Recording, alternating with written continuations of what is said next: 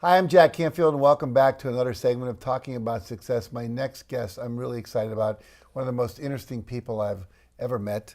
Her name is Nima Ash. She is a writer and a traveler all over the world, and she's had the privilege of meeting and interacting with some of the most amazing people, especially creative and influential people of our time, including Bob Dylan, Leonard Cohen, John Lee Hooker, the Dalai Lama, and the list goes on. So you've written a number of books. We're going to talk about at least three of them tonight. Okay. Talk about musicians. You met a lot of musicians. How did that come to be? How did you meet all these people? Oh, well, we used to have a folk club in the 60s. And it was a time when musicians were just starting out. Many of the musicians who are now famous were just starting out. And we had this folk club, which was part of the round of folk clubs that a lot of musicians played at. You know, they go from one club to another. And part of the deal when they played at the Finjan, which was our club, was that they stayed with us because the hotels in the area were very expensive. And because they stayed with us, I got to know a lot of them, you know, quite intimately. And part of my job was to entertain the musicians, and I loved that job because I had just been wrenched from my travels because I was having a baby, and I thought my adventure days were over. But I found that the Finjan gave me a lot of adventure, a lot of new adventures, and each musician was kind of a new adventure for me. Well, the first one you have on the list here is Bob Dylan. And Right. just recently got the Nobel Prize for Literature, so Exactly, we all know yeah. who he is now. Tell us a little about Bob Dylan that we wouldn't know. Well, Bob Dylan, it's difficult to say, but he was the only musician we ever had that people walked out on. They walked out on him. They actually walked out on him. And he was a little bit tormented by it, but he pretended that, you know, it wasn't really happening. And when he came back home, I could see that he was really affected by what happened. And he was a bit down. And he told me he was aching all over. And I volunteered to give him a massage. And that massage lasted all night. And it was very interesting massage because his head just exploded, you know, together as soon as his body relaxed due to my Massage. competent hands. His head just flowed with all ideas and thoughts and bits of pieces of songs and things he was working on. And it was just absolutely amazing. I mean, it was as though we were stranded on a little island and all these things were happening to him. And after a while, I didn't know what was happening. I felt that I was just hands. I wasn't even there, just my hands were there. And these hands were taking all these images from him and just putting them into the world. And it was quite an experience and quite an adventure, that massage. And I describe it in the book that I'm writing now. That's fascinating. Now, I understand there was an album that was recorded, that someone just recorded. He gave him permission, and now it's one of the bootleg albums. Say a little bit about that. Yeah, okay. What happened is one night when he was singing, he asked permission. One of the people that used to come to the Finjan very often, and we knew him, he asked Bob if he could tape him. And Bob very graciously said that, yeah, he could. And that was one of the nights, the very night that people were walking out on him.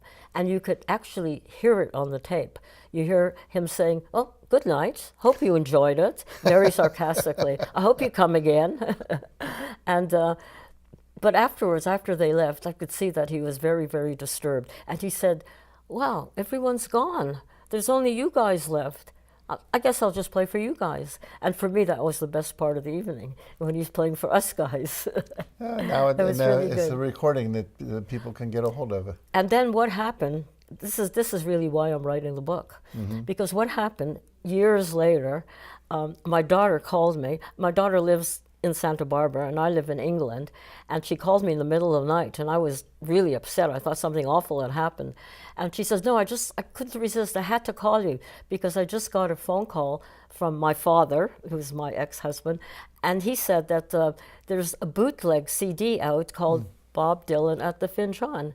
And it was that Wow. very night that people walked out on him. And you could hear it on the CD, you know, him saying, you know, "Good night, everybody. I hope you had a good time," and all that. And he actually says, everyone's gone now. It's just you guys left. It could be an album, a song. Everyone's gone now. So, Finjan, talk about the name. The finjan. Okay, the finjan is actually an Arabic coffee pot.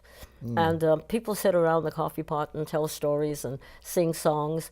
And we thought that was a good name for the club, you know, because it was sort of a communal kind of affair where people came. And people came time after time after time, because each week there was a new musician playing. And my husband, who was also a musician, he was the opening act.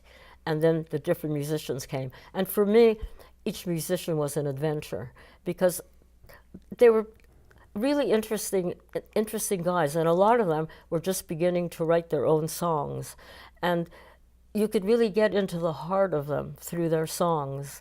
And I would fall in love with one after the other, because I really connected with them. It's as though they were singing to me, you know? And I understood what they were singing about, because I was in the same mode. Although I couldn't sing or perform, they did it for me. And they sang their hearts out, and they got right into my heart. And it was a very interesting period of my life, the Finjan. Well, you've got a lot of stories about a lot of people that I'm sure we all want to hear about, so I'm looking forward to actually having that book in my hands.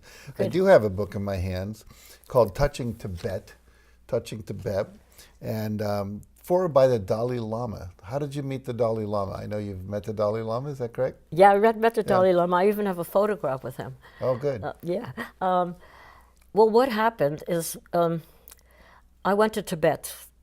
I was in China, actually, and I heard that Tibet had just been opened. And don't forget, Tibet had never been open to tourists. It was a forbidden kingdom, and it was closed. And so as soon as we heard it was open, I was there with my husband at the time, and we just flew right to Tibet. And we were among the first tourists who actually came to Tibet. And because the Chinese had made all sorts of rules, we couldn't leave Lhasa or anything like that, but because there weren't any tourists there, they didn't realize that travelers, they just contravene any kind of restrictions. And so they allowed us to see, for example, the sky burial, which is the way Tibetans bury their dead. And afterwards, you couldn't see it anymore. And I was so taken by what happened at the sky burial that I wrote something about it and sent it to a friend of mine.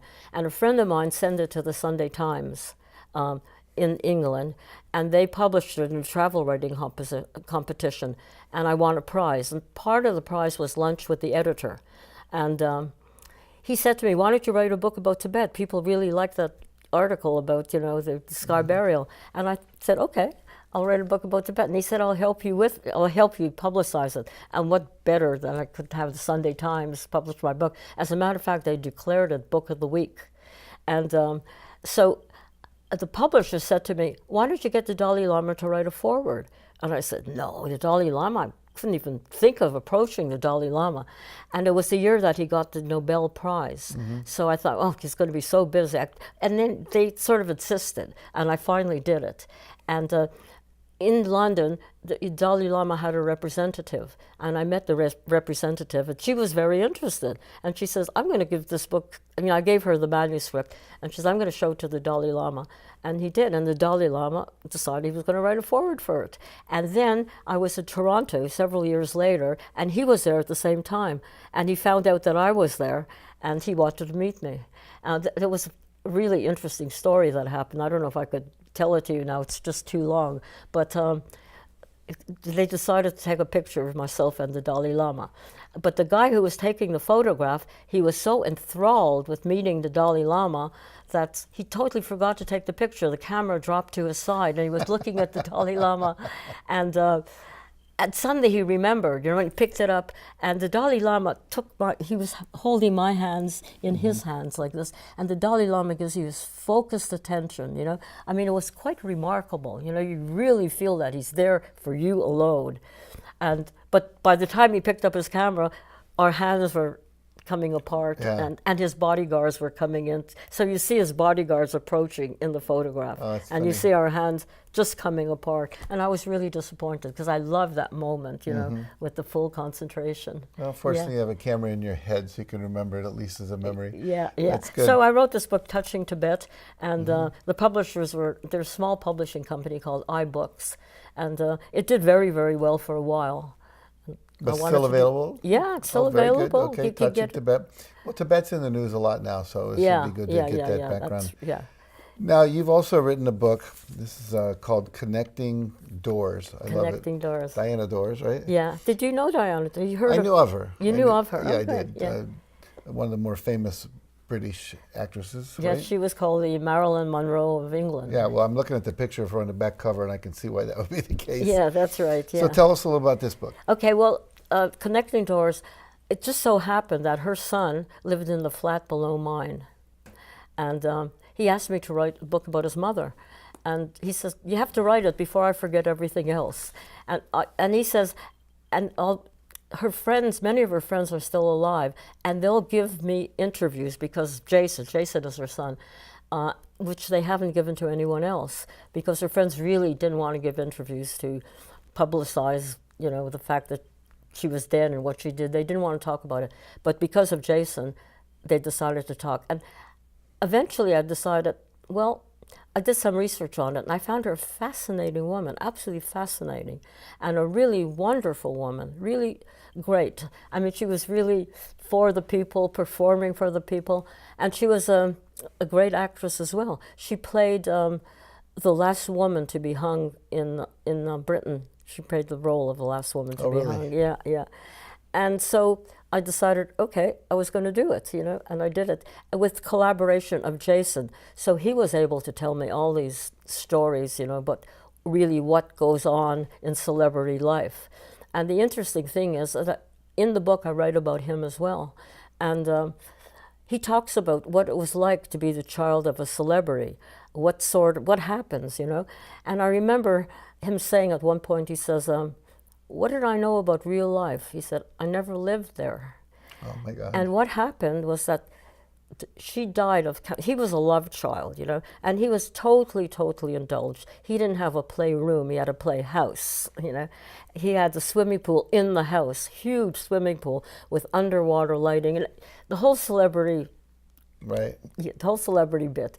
And she died of cancer, and he didn't even know that she had cancer. He was 14 at the time that she died, and he found out that she was dying through the television, you know, Wow. because the cameras were all focused around the hospital because it was her last moments, you know, and he watched it on television. And his father was at the hospital, and he was alone just with the houseboy, and finding out that his mother was dying. I mean, it was pretty horrific for him. And then after his mother died, his father just could not, his father was also an actor, and he just couldn't survive without her. And he shot himself in Jason's room. And later on, when Jason came back to the house, he found bits of his father's brains and all his books and his CDs and things like that. And his story's a really, really sad one, but it's a story about celebrity life and what happens to celebrity children, Right. and who are not equipped to handle the real world, Right. you know? Absolutely. Well, Yeah. we see a lot of that today with just children of the wealthy, period, especially celebrities. Yeah. Well, gosh, you've had an amazing life, one adventure after another, and there's even more that we don't have time to talk about that I'm aware of that you've done. So, just kind of review here: Touching Tibet, great book. Connecting Doors, Diana Doors. Your new book about your, let's call it Finjan Nights, which is a working title. Yeah. But all the wonderful singers and musicians and the adventures you had in that time of your life, and then there's your whole experience of traveling around the world, Tibet being one of those. I just think you're a fascinating being. And, you know, we talk a lot about success here, and a lot of times people judge or they define success as financial success. But you've had an abundant life of all kinds of experiences. I think that's much more successful, really. Yeah. So thank you for joining me today. So if people want to learn more about your work, where do they go? Well, I have a website. It's Nima Ash. It's one word. NIEMAASH .com. www.nimaash.com. NimaAsh.com. Very good. Or else they could go. My email address is Nima NIEMA at talk21.com. Very good. All right. Well, thank you for joining Oh, me. thank you so much, Jack. It All was right. really lovely being here. My and pleasure. I'm so pleased that you opened up your house to us plebeians. Oh, no. I'm glad to have all of you here. We're filming this, as those of you who are watching, in the middle of a workshop that I'm doing here for people that are fascinating. Let's just put it. And I want all these people's word to get out because people need to know about you and some of the other people that are here. So thank you for coming. And I was so pleased to know that you used to sing folk songs and played guitar, and you did all the folk circuits. I was actually part of a folk singing group called the New American Travelers, and that was in high school, and we just played all the county fairs around Ohio and West Virginia. And then when I was in college in Massachusetts, we had Club 47, which was another one of those, clubs on the circuits. And I actually served breakfast. I went to Harvard, and my job my freshman year was to serve breakfast at Quincy House. And Tom Rush, who you probably remember. Yes, yeah, he played at our club. I poured orange juice for Tom Rush Monday through Friday for a year. That's your claim to fame. That's my claim to fame, right? Oh, very good. Well, again, thank you so much. And thank you. You all stay tuned. We'll be right back after this message.